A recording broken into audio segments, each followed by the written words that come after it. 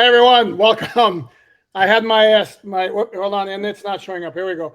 I had my crack graphic department come up with a celebratory sign for the graphic for the 500th episode of the Office Podcast, and this is what we came up with. Okay, as you can see, don't spend a ton of money on the graphic I'll stuff. pass out cigars for everybody. Here you go, virtual cigars. There you I go. like it. All right. Okay, as some of you folks had guessed, suggested, it's I don't know the greats, the regulars, all that. Omar Kelly, Dave Hyde, Chris Perkins for the 500th episode. Where today I gathered them to basically tell you all just how awesome I am as a host. No. We're gonna do what we always do. No frills, just good old fashioned, honest Dolphins talk. Whatever tomfoolery ensues will be even better. So, shall we start with? And I asked fans to suggest what they wanted for the 500th episode, and I got different suggestions. And let's start with one of those. Actually, let me start with Tyreek Hill's latest escapade. For those of you who may not have seen, and it may or may not be a big deal, but there's a little clip of him video being asked for his top 5 quarterbacks in the NFL. And he proceeds to mention the 4 you would suspect: Patrick Mahomes, Lamar Jackson, Josh Allen, and Joe Burrow. And the 5th one he mentioned was Baker Mayfield. So how do we feel like about that? We'll start with, hold on, let's see, spinning the wheel. Start with Perk for this one. Tyreek trolling. That's what I think about it. That it's Tyreek trying to elicit a response. By the way, I'm honored to be on here. Thanks for the invitation. Honored to be on with these two because this reminds me of the times that we would be covering the Dolphins together and riding in cars, rental cars, and having great conversations. But look, I don't take anything Tyreek does of this nature seriously. And I think this is more of it. Tyreek wins again because we're talking about it. By the way, Noah Lyles was at F1. I didn't say anything to him. But I don't know if that foot race is still on with him and Tyreek. But Tyreek wins again. Congratulations, Tyreek. Okay, Omar, you're next. Tyreek being Tyreek. Baker Mayfield, of all quarterbacks to mention as the 5th quarterback. Right? Okay, I mean, Tyreek being Tyreek. It elicits conversation response that he did not include Tua. It makes you wonder whether or not him and Tua have some private tension or beef. I know Tua had some tension with him after what he did to Mike McDaniel at the end of the year. And, you know, Tyreek apologized to Tua at the Super Bowl, not necessarily his whole team, but to Tua. How much of this is to make of anything? I don't think it's much. I think they're all going to be playing nice for one season to try to figure out if they could save Mike McDaniel's job and if Tyreek can continue to be a $30 million quarterback. I mean, running back, Wide receiver for somebody else. You and me, see, that's why we have the great ones on this podcast right here. Next, we'll be talking about Jordan Fuller. I'm moving and you're moving and nobody else is moving. My take. Okay, we were frozen. My take simply, who cares? I mean, there are a lot of things to get upset about Tyreek with this offseason. This is just tomfoolery from him. I mean, just the thing is, I like Baker Mayfield. You put in his contract into that conversation. I say he's one of the top 5 value quarterbacks. So I'll throw that out there. But yeah, but here's the thing: is up over this. And obviously it is what it is, and it's worth what it's worth. For me, it's like it's interesting that in years past he always included Tua, and when he threw out like Tua's the most accurate passer I've ever played with, it was always like pumping the tires. And now, could it be that he legitimately thinks that Baker Mayfield's one of the top 5 quarterbacks and Tua isn't? In which case, does he not have the right to his opinion? In which case, go ahead, Dave. I'm with you. Now, who would you rather have, Baker Mayfield or Tua right now? Factoring in injury? factoring everything, contract, Who- injury. It depends on the wide receivers with both of them. I'd rather have Neither of them Peyton are taking Daniels you anywhere. personally. What kind of an answer is that, Kirk? Well, neither of them are taking you anywhere by themselves. They both need tremendous help. Okay. I'd rather have Peyton Daniels. Okay. I don't know if I'm picking either of them. I don't necessarily think either of them takes you to the Super Bowl, even with you give them a collection of the best weapons.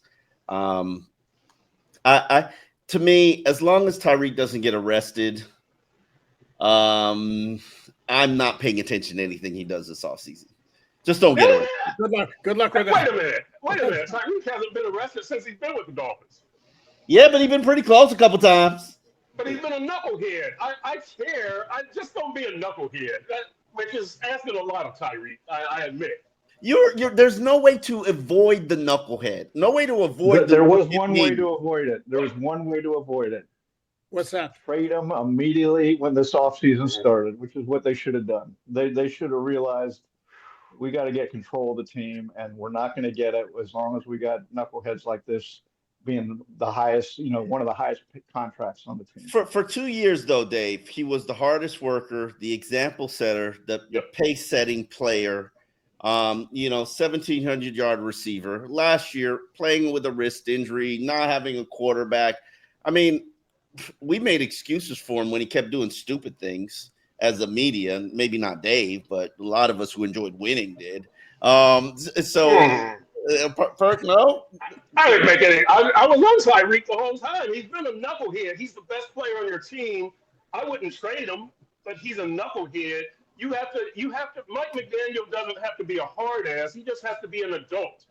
Be the adult in the room and do what you can to get Tyreek straight. Because without Tyreek, we've seen the Heat's offense without Jimmy Butler.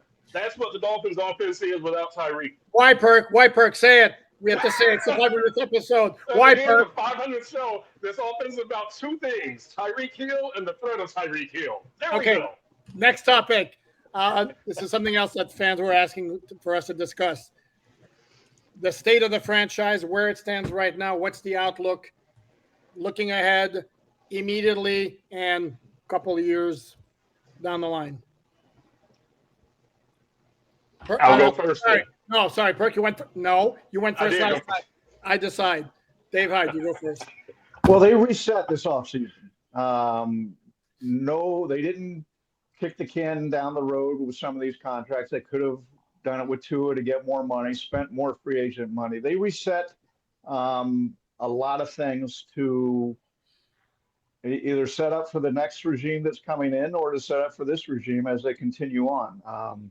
And I think that was a smart thing to do. They just could not keep putting these ridiculous contracts out there when they got real problems on the roster. And so they started to address those. It's not a 1 year, we're going to try to make the big run fix, or probably even 2 years. But I think it was the right thing to do.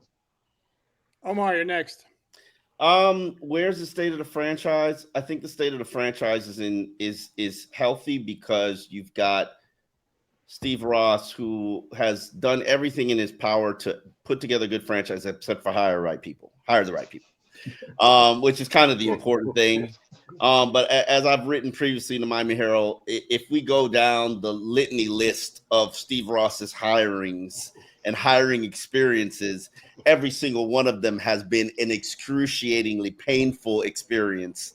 So I can understand why he's buying time and allowing these guys to reset, recalibrate. Does that mean that they're safe? No, because status quo won't do.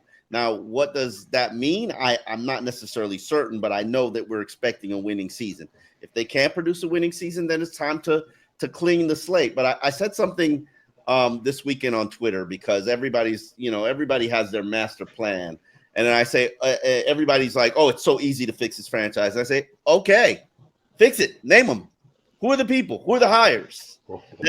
And nobody comes up with anything. Steve Ross, to your point exactly, I agree. His football hires. Thing is, he had the right idea a couple of times. Jim Harbaugh, that was the right idea. Mm-hmm. Sean Payton, that was the right idea, but he couldn't close on him. And that's you look at the difference between Wayne Huizenga and Steve Ross, and there it is. Huizenga closed on his deals with Saban and Parcells and Jimmy Johnson, and and and Ross hasn't. That's correct. Perk, your thoughts? I think the state of the franchise is very shaky, and here's why. That to me, this Chris Greer, Mike McDaniel regime is they've got to produce, because you're looking at next year would be the last year of this whole core of the experiment they tried, right? If you look at the contract status of Tua and Tyreek Hill, Teron Armstead is gone, Jalen Ramsey is going to be gone. You look at that, you're going to be left with like Devon Achane, Jalen Waddle, Bradley Chubb, perhaps Jalen Phillips. He's playing his fifth-year option. So what are you going to do with this team? What are you going to do with this team leadership? I don't know where this franchise is headed. I know that this year and next year are two huge, huge years. I wouldn't have brought Chris Greer and Mike McDaniel back. I've been saying that for a long time. And to me, the only reason that they're back is because they gave out that ill-advised Tua extension. And so these guys work best with Mike McDaniel works best with Tua. Mike McDaniel also works best with Chris Greer. So these guys are all back. I don't think it's been a good result. It's been a so-so result the previous 3 years. I don't know what to expect in 2025, 2026. I think the state of the franchise is very shaky and very iffy right now. I disagree. Okay, yeah, go ahead, Omar, because you I went. disagree with you, Perk, from the standpoint where you say it's so-so. We're talking about 3 years, 2 playoff runs, failed because of injuries at the end of the seasons in both of those seasons, double-digit wins, and then last year 8 and 9, where you're fighting through a quarterback who's not healthy for 6.5 games, a really, really bad offense, no playmakers on defense. Your top 2 pass rushers are injured, and you still get to 6 and 9. I'm not going to say it's been a disaster. Now, is it where you need to be to become the Philadelphia Eagles or the Baltimore Ravens? No, but I mean, how far are you away from where the Pittsburgh Steelers are? Omar, here's my problem with this franchise is that, Hooper, you want to say something? Oh, I do, but I'll defer. You can go ahead and you can go first. All right. I think it's been a major disappointment. So the 2023 season, to me, it didn't come down to injuries at the end. It came down to the fact that you couldn't place yourself in the same category as the teams that you need to be in their category. So Kansas City, Philadelphia, Buffalo, Baltimore. If you would have beaten one of those teams, you could have gotten to 12 wins. You could have gotten the home playoff game, and you probably would have beaten Pittsburgh. If you could have beaten Tennessee, you would have gotten to 12 wins.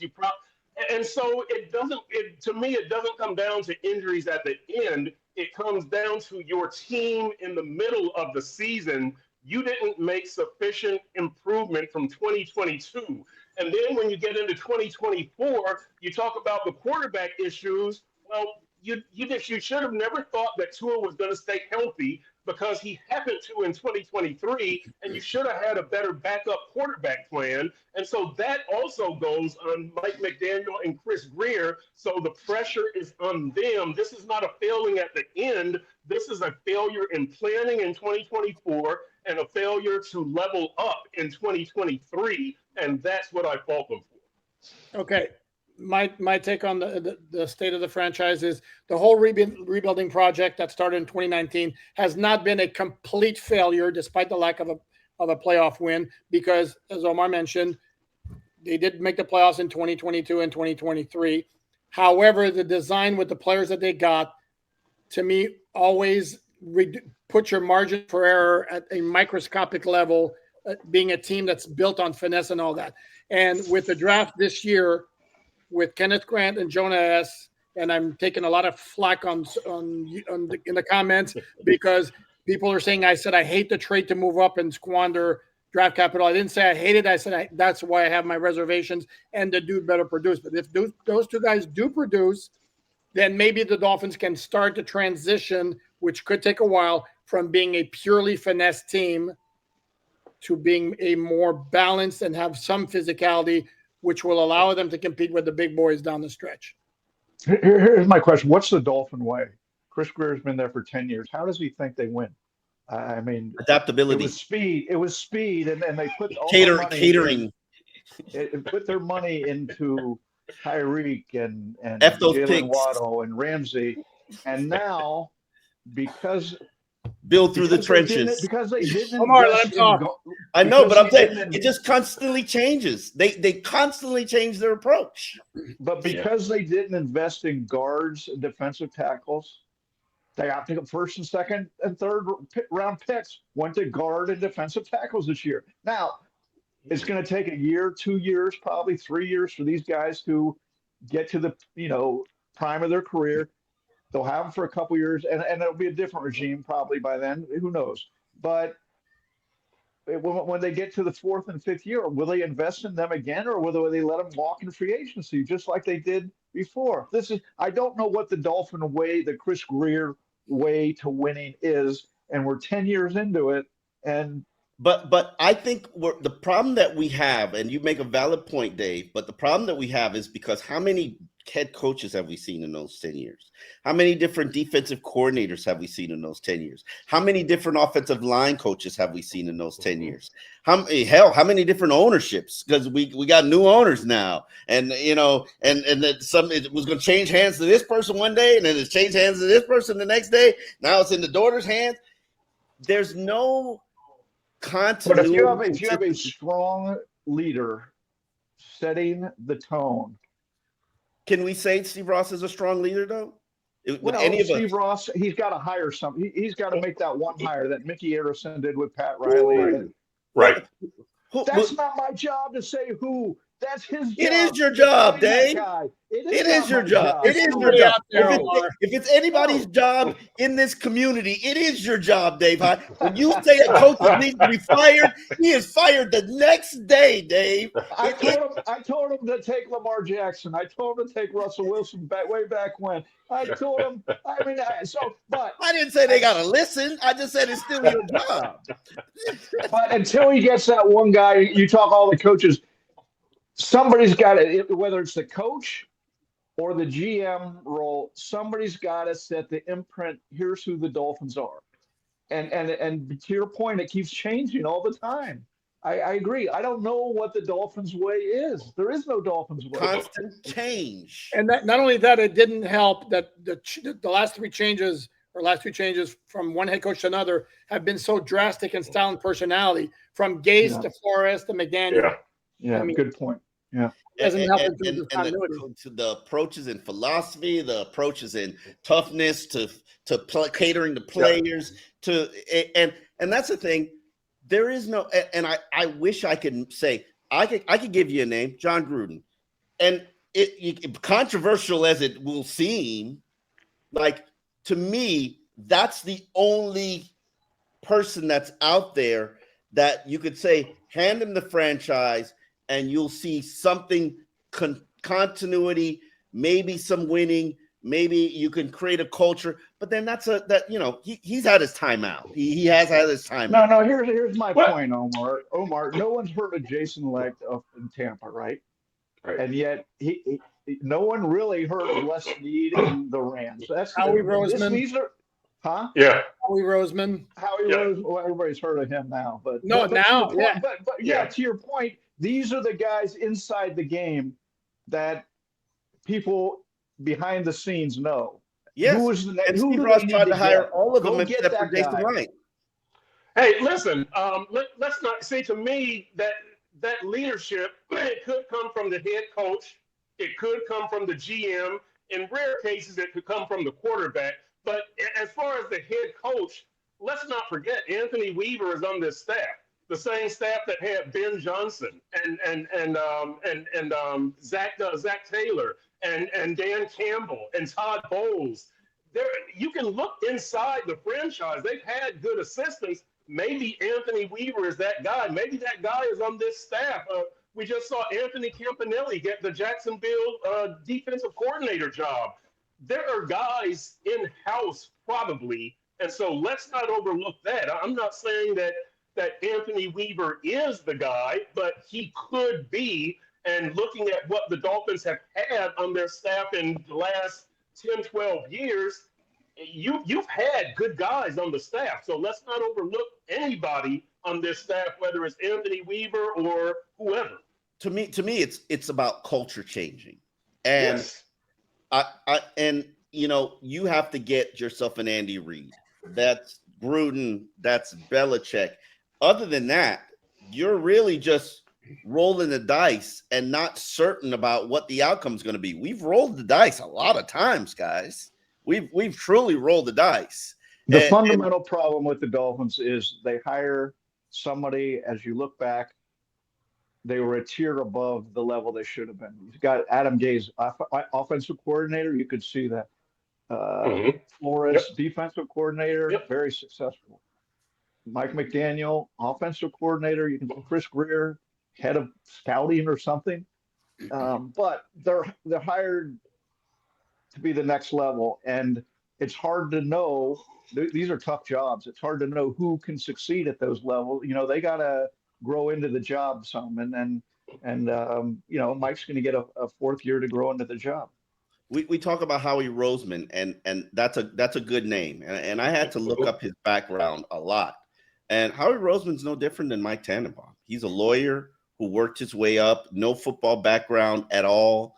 Worked his way up the trenches. Mike Tannenbaum even had an opportunity to hire him and didn't hire him, not with the Dolphins, but with the Jets. It's about the people that you surround yourself with. And you also have to get the quarterback and then be able not just to get the quarterback, but identify a quarterback to develop a quarterback, which is how, and their ability to identify the head coach.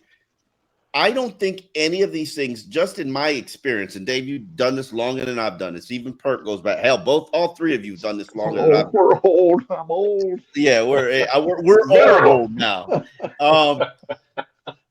When you look at Steve Ross's hiring experiences and practices and decision making, and I'm not faulting the old man, because a lot of the time, Brian Flores, there were teams that wanted Brian Flores. Now, Mike McDaniel, that's a whole total different subject. 8 teams were searching for a head coach. Miami Dolphins were the only one that interviewed him and the only one that offered him a job.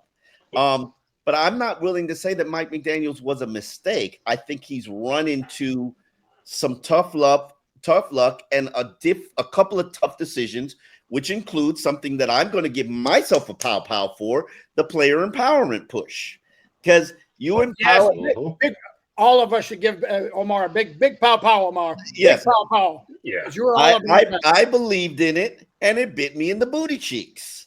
And you learn from your mistakes, and you evolve and you change. And I'm not sure Mike McDaniel will go that route again. Okay, I want to make a point here. One of the issues with Stephen Ross, he's always like swinging big, swinging for the dinger over the green monster when he's hiring a first-time head coach, which is what he's done. Because going off the top of my head real quickly, unless I'm severely mistaken, the Dolphins have gone the reset route 3 times. The last time was Dave Wanstead, which didn't work out and he was put there basically because he was buddies with Jimmy Johnson. Right. And then the previous 2 were Jimmy Johnson and Don Shula. And I would say those worked out pretty damn well, even though Jimmy Johnson didn't quite produce the results that some had expected. So maybe the idea of trying to be the guy who nails the next great thing. Maybe You know what? It just comes down to the person. If they had hired Mike Tomlin, first-time head coach, that would work out. All right. Okay. That's where. Do they need a veteran? Do they need this? They need to recognize the right guy and how to run it. Philadelphia's coach is subservient to Howie Roseman.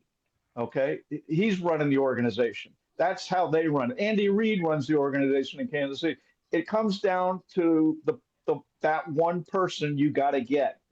Okay, you got to recognize that talent. You can't hope. Well, let's hope he grows into the job. These, of course, you want young guys to grow into the job. I was a young guy, tried to grow into a job. And see what happened to you. Yeah, but these are, it just hasn't worked out. They haven't recognized that guy that they need, that one guy. Let me say this. Hold on quickly. Just the one point I was going to make is that if you recall the 3 times where the Dolphins had like one guy truly in charge who was like well established, very highly regarded, unanimously was Don Shula in the 70s, or Jimmy Johnson, and was Bill Parcells for his short time. And those three guys produced results. Sorry, go ahead, Perk. No, covering and I probably shouldn't say this comparison, but covering the last two Miami Grand Prix, where Tom Garfinkel has been in control. No, we talk about that one guy. And in the 4 years of the Grand Prix, you look at how they've refined that product and what people say about it and how they've learned and how they've grown it. And they signed this extension, and now a 10-year extension, and now they're here till 2041. It does highlight and illustrate when you get that one guy who knows what he's doing. Tom Garfinkel has done wonders for that F1. And the Dolphins, I don't know if it's fair to say Chris Greer hasn't gotten it done, but he's the guy in charge, and they just kind of flounder. You do need to get that one guy, whether it's the coach or the executive, because it does make a difference, and we see it in this town. I mean, tennis moved up here from Key Biscayne. It remains a big hit. The Dolphins didn't make it a hit. They kept it a hit. They grew F1. You got to get that guy for your football franchise. It's a good. I actually first started when you were talking, Perk. I was thinking, man, apples to oranges. And then the more you were talking, it's like, yeah, you know what? Yeah, good point. Well, let's look across town. The Panthers were a floundering organization forever. Yes. I mean, some of the things they did in 25 years, they were so Dolphin. But they get the one guy, Bill Zito, and all of a sudden that franchise did a 180 because everything he touched turned to gold. He knew what he wanted. He knew what style of coach he wanted. He knew what style of player and person he wanted. There it is. There's one guy. That's what pro franchise is, and any corporation hinges on that one guy. And look, let me take this a step further, Hyde or Poop or whoever, but you talk about trading Tyreek, right? I mean, Huberdeau for Kachuk. You talk about a gutsy trade and something that gave the franchise what it needed. It wasn't gutsy. It's an absolute no-brainer, but that's that was a fantasy football trade. What's gutsy about that? Here, have my draft, and we're going to pay him $25 million a year because Kansas City doesn't want to pay. I mean, anybody could have traded for Jalen Ramsey or Tyreek Hill or some of the Bradley Chubb. Anybody could have done that. No. What I'm saying, Hyde, is that when you traded Huberdeau for Kachuk, the Panthers won the President's Cup, as the highest scoring team, but they recognize this is not going to win in the playoffs. And you make the stylistic change and with your best player, and you get exactly what the franchise needs from Bill Zito, the GM it needed, and now you have the toughness and the player, and I wish the Dolphins could do that. Executive and on-field product, get it right like the Panthers did. Be gutsy. And the Panthers were a finesse team when they won the President's Trophy. That had more skill than any other team in the NHL. That doesn't win in the playoffs. What winning the playoffs is more grit than it is skill. I mean, you still have to have some skill. And Kachuk is the ultimate combination of the two, whereas Huberdeau is as skilled as anybody in the NHL, but he's not a tough player. That's just flat out not his game. So. Same. We're talking about the same organizations here. And the question is, how can the Dolphins replicate what the Panthers did or what the Heat did when they got Pat Riley and he changed the culture? That's what's really needed in this organization. The unfortunate thing is, I know Steelers fans are upset with Mike Tomlin. Maybe if he produces a losing season, you can go ahead and trade a first-round pick to the Steelers and get him. But there's going to be a line. And how do you get that whale? How do you get that whale as executive decision maker, unless you're going to go the retread the Belichick or the Gruden route? It's very difficult. It's in this sport. It's just very difficult to find. You're scaring me. You keep mentioning Gruden, Omar. It's intentional. Omar. Yeah, I know. Omar is like what happened because there's another name that you keep throwing out. I'm shocked that you haven't mentioned them yet. who is a very highly regarded ESPN commentator. Oh, Louis Riddick. I'm a big Louis Riddick fan, and I would hand Louis Riddick my franchise tomorrow. Okay, so there you go. Yeah, but Louis, the funny thing is, I've heard a Louis interview, and his son is at the age where he's about to go to college. He's got like 2 years left in high school, and and that's where his focus is, and seeing his son grow up. And he's like, I've been through this rigmarole with all of these jobs, and I'm no longer trying to bend over backwards to get these NFL jobs. The right opportunity will come, and I'm a big believer in Louis Riddick, but that's because I track what he's been doing and saying since like 2016, so I know the body of work. But there comes a question again: who would he hire though? Because it's not just the executive; it's the executive who hires what head coach. And I remember the last time he was in the job hopper, you know who he wanted to hire? Big Fangio. Yes. That's got my seal of approval. Hey, and let me say this also, that I don't think that there's any one way to do it, because if you look at Detroit and you look at Tampa Bay, they didn't go the superstar quarterback route or the superstar head coach or the superstar GM route. They just put their team together. Now, when Tampa first did it, they had the you first did it. touchdown. I'm talking about Tampa now with Baker Mayfield. Oh, okay. So there's different ways to do it. There's different approaches. The Dolphins just have to pick an approach. It doesn't have to look like Tampa Bay or New England with Belichick or Philly with Howie Roseman and Jalen Hurts. You pick whatever works best for you. That to me is the biggest thing here. Is the Dolphins don't have to have a high-scoring team or a superstar quarterback. You get what works best for you and your personnel at that time. That's fair.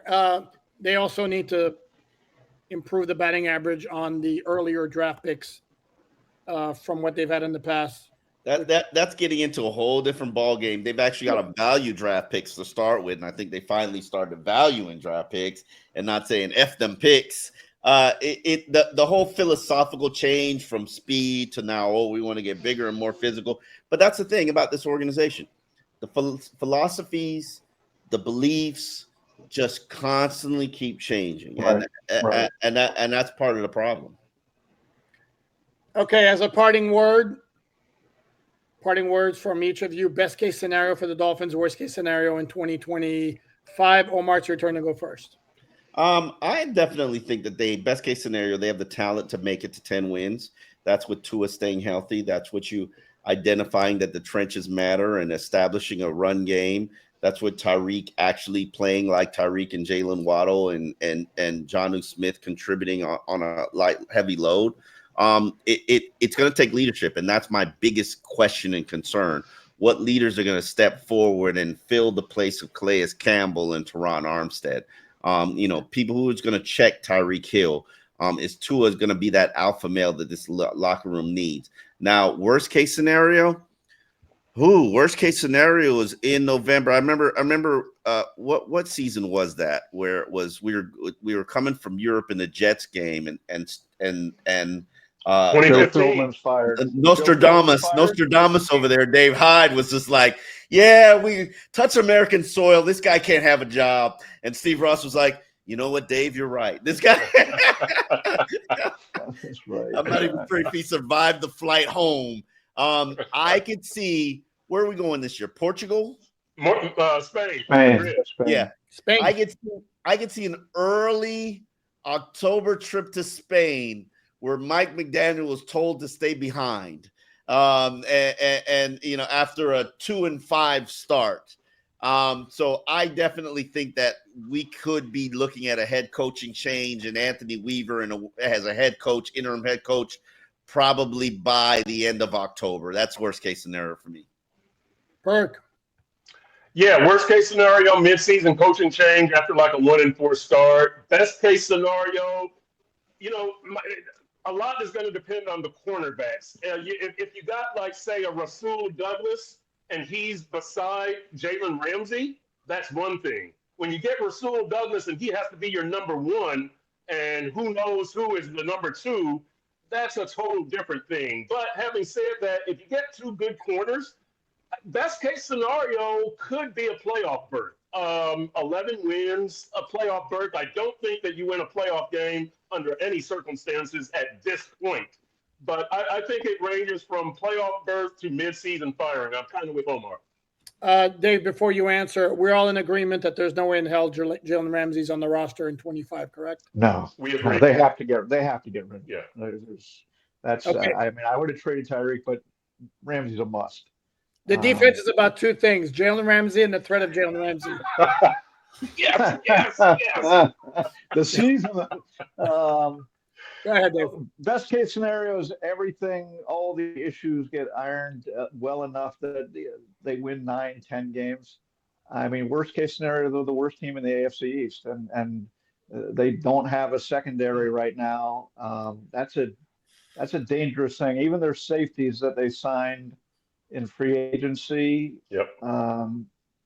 You don't want to over count on them. You don't want to because there's injury history there. There's not Couldn't be worse than what they got last year. Well, here's best case scenario. What they need is better self scouting. Look at all the safeties they've got rid of in the last 2 off seasons. All the safeties they're starting elsewhere. Look at all the defensive players. Andrew Van Ginkel just signed a big deal in Minnesota. They didn't want him. Yep. As much as we talk of the draft, the self scouting about what they got. Why didn't they sign Christian Wilkins a year ahead of time or Rob Hunt a year ahead of time before they hit free? I mean, those deals were on the table. Yeah, if you put $17 million on the table for Christian Wilkins, that's a fair value. The open market pays him 24. It is what it is. Same thing with Rob Hunt. Rob Hunt got the same Austin Jackson deal. He turned that down. He bet on himself, coming off an injury, and got $100 million deal. Sometimes, are you paying Robert Hunt $100 million? No, but I would pay. I would want to get him locked up on something, Right. and same with Christian Wilkins, because otherwise you're repeating the process. Here, we need a defensive. We're desperate for. And then you do it a year ahead, just like you did Jalen Ramsey, and the deal looks bad. Well, I mean, Jalen Ramsey, that was a whole different. That was a whole different story. Right. Yeah. Well, they were trying to get ahead of the market, and you see what happens when you get ahead of the market. He produces his worst NFL season. It's like there's a no-win situation in that. Yeah, I think it starts with being able to identify good talent and making sure they have them on the roster, not having so many draft misses and wasted draft classes.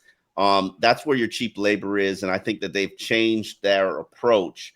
Now the question is, are they good at again? They've changed their approach again. Yes. Right, because they have the talent. As we just said, they had Van Ginkel and Brandon Jones and Javon Holland and Rob Hunt and Christian Wilkins. And Omar, if it's a choice, you've got to keep negotiating with them. You can't say we negotiate now and then we cut it off and we don't. Hey, Christian Wilkins walked away from the table, not the Dolphins.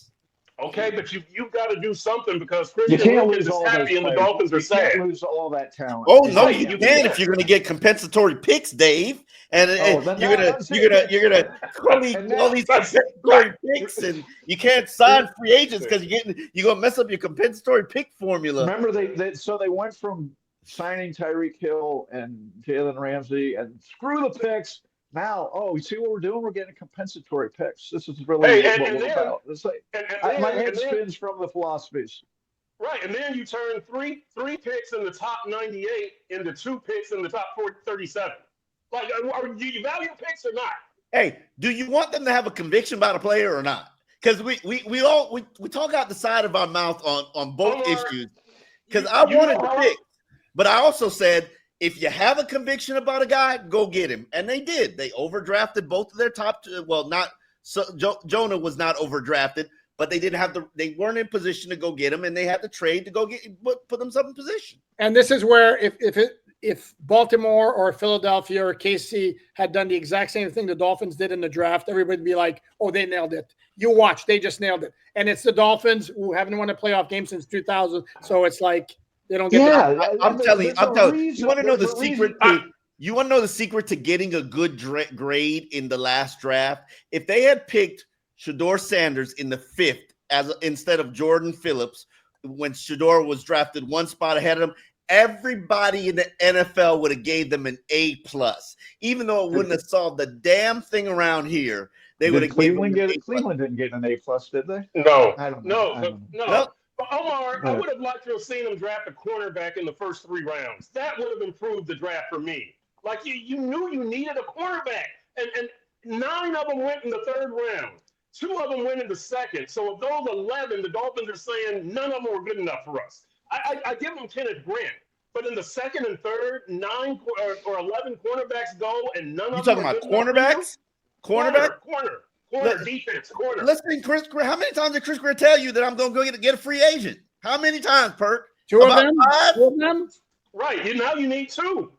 He told you from day one of the draft, we did the research. We know about late round cornerbacks. We're going to go get free. He told you from day one he was not drafting a cornerback. Ridiculous. They clearly did not like any of them. Ridiculous. Absolutely ridiculous. Okay. On that note, that basically sums up this episode, right? And pretty much all the 500 episodes of the All Dolphins podcast. Congratulations on 500 episodes. Congratulations, Alan. Yeah, that's Congrats. And Omar was how many episodes were you there for, Omar? I might have made it like 150. You should know that by heart, Omar Kelly. You should have written down somewhere. So Man, Alan, listen, Alan's people been think it's solo easy to for- do a podcast. To do one every day, I agree. Oh, that's a grind. it's a Yeah. grind, If I had especially in the a- off if I had a season. head, I'd take it off to you, Poop. Yes. I'm gonna light a cigar for your 500, Alan. Congrats. Yeah, thank you, sir. There was no way I was going to do this without you guys. You guys are my buds. Not only that, you're all journalists who I highly respect. I didn't introduce them with their outlets at the beginning because you guys should know who they are by now. Omar with the Miami Herald, Dave Hyde, and Chris Perkins with the South Florida Sun Sentinel. So that's going to wrap it up again. This was 500. Congratulations. Yeah, I didn't get it right in the light. See, how's that for graphic work? I love that graphics department you have. They deserve a raise. No, and the best part is my teenage daughter offered to like draw a dolphin in there, and I'm going, no, this is the effect that I want. I would have rather her dolphin art. Wow, that's very hurtful, Omar. That's very hurtful. But she's very talented. She would have done very well, actually. All righty, that's going to wrap it up. Please, gang, like, subscribe, share all that good stuff. Follow the work of my good friends here at their respective outlets, their respective podcasts and shows. Omar's got I'm going to mess it up, Dolphins In Depth at the Miami Herald. Perk has the Dolphins Deep Dive at the Sun Sentinel. You know where to find those. Thanks, everyone. Thanks, me and Pupard and Dolphins Collective, too. Oh, I forgot about that. That's right. We're now going twice a week, live. Tuesdays at 8:30 p.m., Thursdays at 7:30 p.m. Catch us there. And for the 8th time, that's going to wrap it up. Thanks, everyone, and thanks, guys.